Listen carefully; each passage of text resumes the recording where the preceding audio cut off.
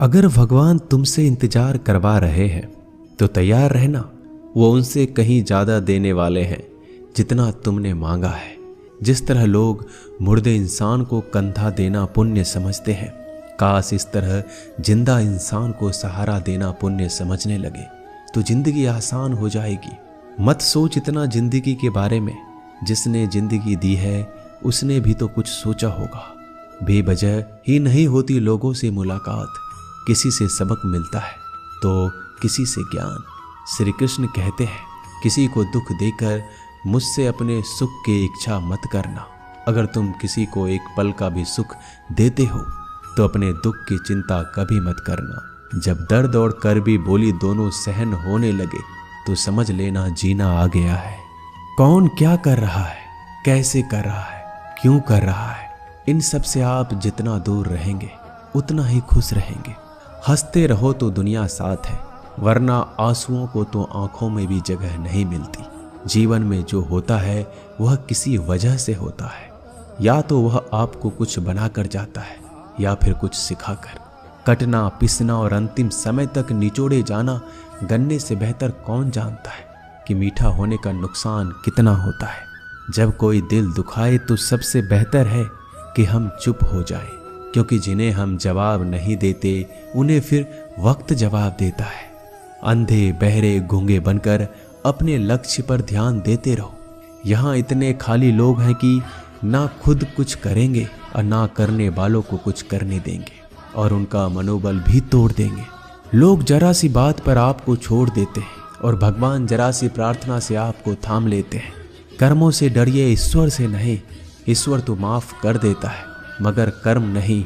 यह अटल सत्य है कि जैसे बछड़ा 100 गायों में अपनी माँ को ढूंढ लेता है, उसी प्रकार कर्म अपने कर्ता को आज नहीं तो कल ढूंढ ही लेता है। नीयत साफ और मकसद सही हो तो यकीनन किसी न किसी रूप में ईश्वर भी आपकी मदद करते हैं। जिंदगी में जितना शांत रहोगे अपने आप को उतना ही मजबूत पाओगे, क्योंकि लोहा ठंडा होने पर मजबूत होता है। गरीब रहोगे कोई ध्यान नहीं देता, मेहनत करोगे तो सब हंसेंगे, लेकिन जब कामयाब हो जाओगे तो सब जलेंगे। जिंदगी वो हिसाब है जिसे पीछे जाकर सही नहीं किया जा सकता। इसलिए आज में सुधार करें और पुरानी बातों को अनुभव की तरह इस्तेमाल करें। जिस जिंदगी में उत्साह, लक्ष्य और अनुशासन ना हो उसे जिंदगी जीना नहीं, जिंदगी काटना कहते हैं। कभी कभी आप बिना कुछ गलत किए भी बुरे बन जाते हैं, क्योंकि जैसा लोग चाहते थे आप वैसा नहीं करते। जिस मनुष्य के हृदय में सच्ची मानवता हो उसकी सोच हमेशा यही होगी कि मुझे मिला हुआ दुख किसी को ना मिले और मुझे मिला हुआ सुख सबको मिले। मैंने हंसकर भी देख लिया और रोकर भी देख लिया, किसी को पाकर किसी को खोकर भी देख लिया। ये जान लिया कि जिंदगी वही जी सकता है जिसने अकेले जीना सीख लिया। जिंदगी बहुत कुछ सिखाती है, थोड़ा रुलाती है, थोड़ा हंसाती है। खुद से ज्यादा किसी पे भरोसा मत करना, क्योंकि अंधेरे में तो परछाई भी साथ छोड़ देती है। अगर कोई आपको सच्चा प्यार करता है तो वह आपको समय जरूर देगा, आपकी हर स्थिति में साथ देगा, हमेशा आपके लिए समर्पित रहेगा, क्योंकि सच्चा प्यार एक दूसरे की खुशियां चाहेगा, आंखों में पानी नहीं। लोहे को कोई नष्ट नहीं कर सकता, बस उसका जंग उसे नष्ट कर सकता है। इसी तरह आदमी को कोई और नहीं बल्कि उसकी सोच ही नष्ट कर सकती है। इसलिए सोच अच्छी रखो, फल अच्छा ही होगा। इतना कमजोर मत बनो कि कोई भी आपको तोड़ सके, बल्कि इतना मजबूत बनो कि आपको तोड़ने वाला खुद ही टूट जाए। दर्द आपको मजबूत बनाता है, डर आपको बहादुर बनाता है, अनुभव आपको सिखा देता है। जिस दिन हम समझ जाएंगे कि सामने वाला गलत नहीं, सिर्फ आपकी सोच हमसे अलग है, उस दिन जीवन में सब दुख दूर हो जाएंगे। क्यों रोते हो? मन का ना होने पर जो लिखा है वही होकर रहेगा। एक रास्ता बंद करने से पहले भगवान 10 रास्ते खोल देते हैं। गर्मी के मौसम में पत्ते सूखने के बाद भी पंछी घोंसला नहीं छोड़ते, क्योंकि वो जानते हैं फिर से बरसात आएगी और पेड़ पर नए पत्ते आएंगे। जो हुआ उसे भूलकर नई शुरुआत करो और याद रखो, जिसका कोई नहीं होता उसका भगवान होता है। मतलब से जुड़े रिश्ते मतलब तक साथ देते हैं, लेकिन दिल से जुड़े रिश्ते आखिरी सांस तक निभाते हैं। अच्छा काम करते रहो, चाहे कोई सम्मान करे या ना करे, क्योंकि सूर्योदय तब भी होता है जब करोड़ों लोग सोए रहते हैं। दुनिया में हर एक काम आसान है, केवल अंदर से आवाज आनी चाहिए। हमेशा मेहनत और उस परमात्मा पर विश्वास रखना इस सफलता का सूत्र है। जीवन में सबसे बड़ी गलती वो है जिस गलती से हम कुछ सीख नहीं पाते। जो व्यक्ति अपने मन को काबू में कर सकता है वह जिंदगी में कुछ भी कर सकता है। इंसान की अच्छाइयों पर सब खामोश रहते हैं, लेकिन चर्चा अगर बुराई पर हो तो गूंगे भी बोल पड़ते हैं। श्री कृष्ण कहते हैं, तुम्हारे बीते हुए कल को तो मैं ठीक नहीं कर सकता, क्योंकि तुम वर्तमान में अगर अच्छा कर्म करोगे तो मैं तुम्हारा आने वाला कल जरूर उजागर करूंगा। झूठी बातों पर लोग आपकी वाहवाही करेंगे, वही लोग आपको तबाह करेंगे। बुरे से बुरा क्या ही होगा, हम तो हमेशा ही सोच लेते हैं, मगर अच्छे से अच्छा क्या होगा हम ये कभी नहीं सोचते।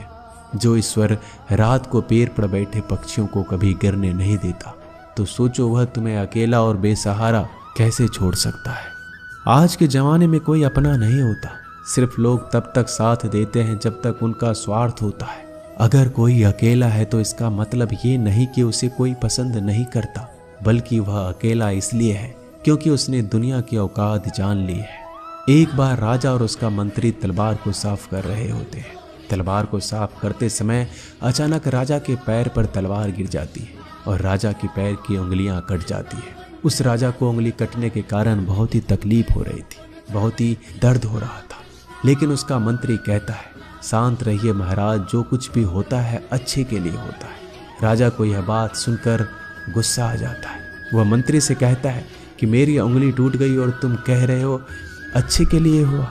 वह मंत्री राजा को समझाने की कोशिश करता है, पर वो नहीं मानता और बिना सुने गुस्से के कारण मंत्री को काल कोठरी में बंद करने का आदेश दे देता है। पर मंत्री को इस बात का कोई दुख नहीं था, क्योंकि उसका अभी भी यही कहना था कि जो होता है अच्छे के लिए होता है।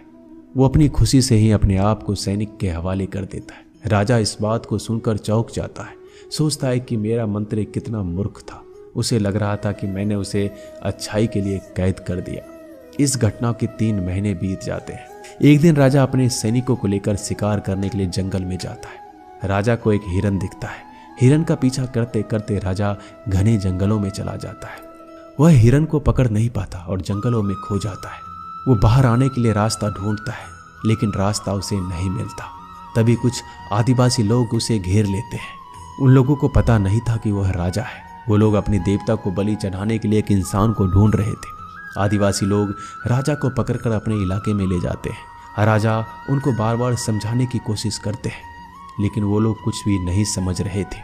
वो लोग खुशी से नाचते हैं और राजा को नहलाकर बलि चढ़ाने के लिए उनको कपड़ा पहनाते हैं। अब राजा को लगता है कि वो मरने वाला है। जब आदिवासी लोगों का मुखिया राजा को मारने जाता है, तब देखता है कि राजा की पैर की उंगली कट चुकी है। इसको देखकर उसका मुखिया कहता है कि इस इंसान की बलि नहीं दी जा सकती, क्योंकि ये इंसान पूरा नहीं है, एक अंग कटा हुआ है, और उनके भगवान को एक पूरे इंसान की बलि ही दी जा सकती है। अगर ऐसे इंसान की बलि दी जाए जिसका अंग पहले से कटा हुआ है, तो उनके देवता खुश होने की जगह नाराज हो जाएंगे। फिर वो लोग राजा को छोड़ देते हैं। राजा खुशी खुशी अपने महल चला जाता है और सोचता है, अगर मेरी उंगली उस दिन ना कटी होती तो आज मेरी मौत हो जाती। इसका मतलब मंत्री सही कह रहा था, जो कुछ होता है अच्छे के लिए होता है। फिर राजा अपने सैनिकों को आदेश देता है कि जल्दी से जाकर मंत्री को रिहा किया जाए।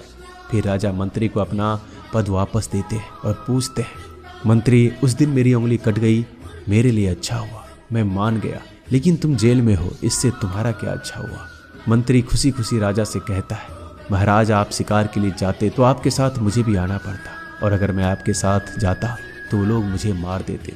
मंत्री की बात सुनकर राजा को समझ आता है कि जो भी हमारे जीवन में होता है वो अच्छे के लिए होता है। अगर हम अपने जीवन में देखें तो हमारे जीवन में भी कुछ मुश्किलें आती हैं, हम उनका सामना नहीं करते, हम उनको ही दोष देते हैं। ये मुश्किलें हमें आगे बढ़ाने और मजबूत कराने के लिए ही आती हैं। हमें हर मुश्किलों को सकारात्मक तरीके से देखना चाहिए, क्योंकि हर चीज कुछ ना कुछ सिखाकर ही जाती है। हर व्यक्ति के जीवन में सुख और दुख का आना जाना बना रहता है। दोस्तों, आशा करते हैं कि ये वीडियो आपको पसंद आई होगी। मिलते हैं जल्दी नए ज्ञानवर्धक वीडियो के साथ। धन्यवाद।